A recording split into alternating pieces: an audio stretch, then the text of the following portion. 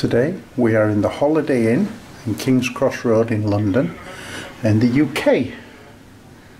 As we can see down the corridor, a bright, very bright new corridor, smells of new carpet, and we're in room number 651.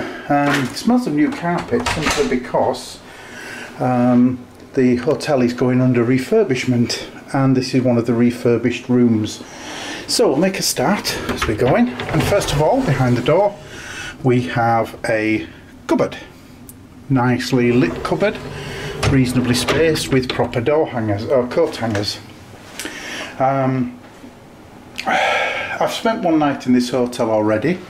I wanted to do that to check out all the facilities, and as you can see, a really nice modern bathroom.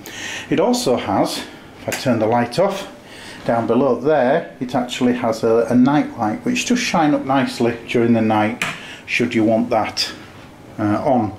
So into the bathroom, a sink, and obviously a full-length mirror that goes right across into the shower as well. Behind the door is a toilet, you can see, and a nice walk-in shower with a seat. I have to admit, I've not had a shower with a seat in it before, and it's not a disabled room, as some sometimes have seats in. It's also got a nice big pan at the top to give water, as well as a really powerful shower. Obviously I had a shower this morning.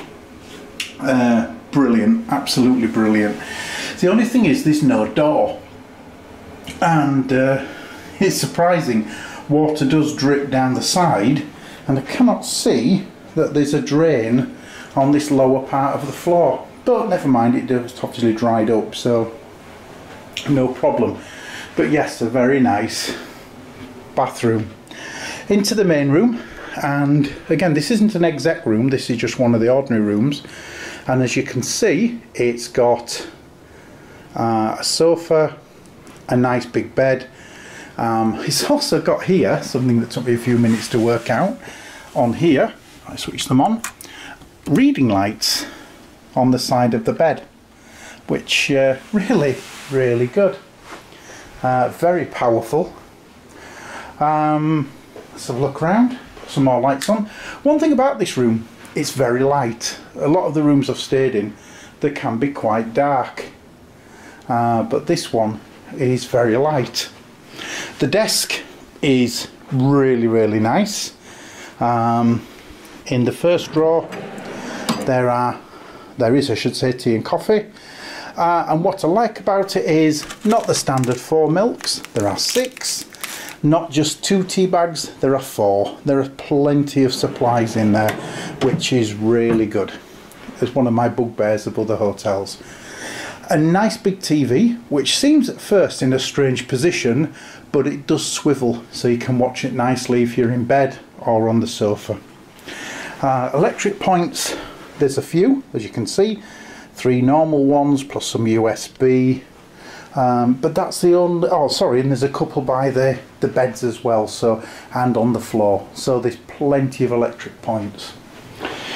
View, you can't see a lot because obviously it's dark. If I turn that light off, I might see a little bit better, but out there there are some, I think the flats or something overlooking there, where is the post office tower, so I can't see too much with it being dark, but I can't imagine you get much of a view in the daylight.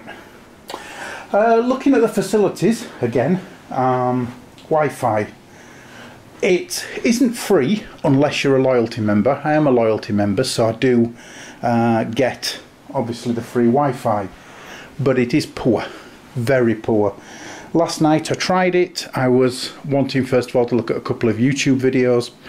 Didn't seem to load more than a couple of seconds at a time. It was constantly buffering. Couldn't do that. I then was watching just the text updates on the BBC website for the football. Again, it took ages for each page to refresh. It really is a poor network. It doesn't seem to be that I'm out of range, because I was getting 3 and 4 bars on the Wi-Fi. It just seems that the Wi-Fi is very, very slow, which if you were paying for it, it would be quite annoying. So yeah, that's the one downside, is the Wi-Fi.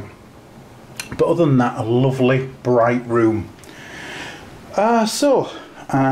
Obviously it's been refurbished, so it's perfectly clean as you'd expect, but it's a Holiday Inn as well, so you'd expect that, to be fair, because Holiday Inns are a pretty good standard. So out of 10, score out of 10. Well, obviously Wi-Fi, and I think Wi-Fi is so important that deducts at least a point. The desk, whilst it looks brilliant, isn't all that comfortable to sit at. Again, you've got these, and I don't know why they do them, but these handles that are really sharp on the edges, and when you sit there you can easily catch yourself, and I did a couple of times last night, and again that makes it uncomfortable to work at the desk.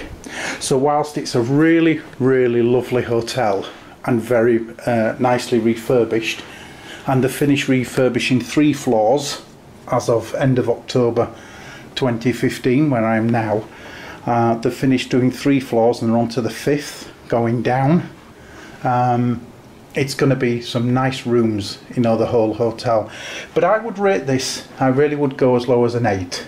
And I know people might think, well, you've given higher ratings to not as good hotels. The problem is Wi-Fi is a big consideration. It is for me, and I think for a lot of other people. And also the comfiness of sitting at a desk and the practicalities of being able to work while you're in the room. So yeah, I'll give this an 8 out of 10. Cost wise, it's at £195 per night, including breakfast. So again, you're still looking on the, you know, almost £200 a night, which is, you know, it's expensive. And you're not really in the central London, you're near King's Cross, but almost a mile between King's Cross station and Farringdon station, so it's a good walk when you do come to this hotel. But yeah, I would give this overall an 8. I would stay here again if I had to. I would prefer the other Holiday Inn at Coram Street, but this one's at King's Cross Road, not quite as accessible by tube, but I would stay here if I had to, if I couldn't get the other one. So that's my review for the Holiday Inn in King's Cross Road in London, nearest King's Cross station in the UK. So thanks very much for watching, and check back for more hotel room reviews soon. Thanks a lot, bye. Just taking the chance to look out of the view of the hotel during the daylight hours. As you can see, it's pretty much a view of flats, houses, and then in the distance a little bit of London skyline, including the post office tower, or I think BT Tower as it's called now. So just a quick chance to take a view during the daylight hours.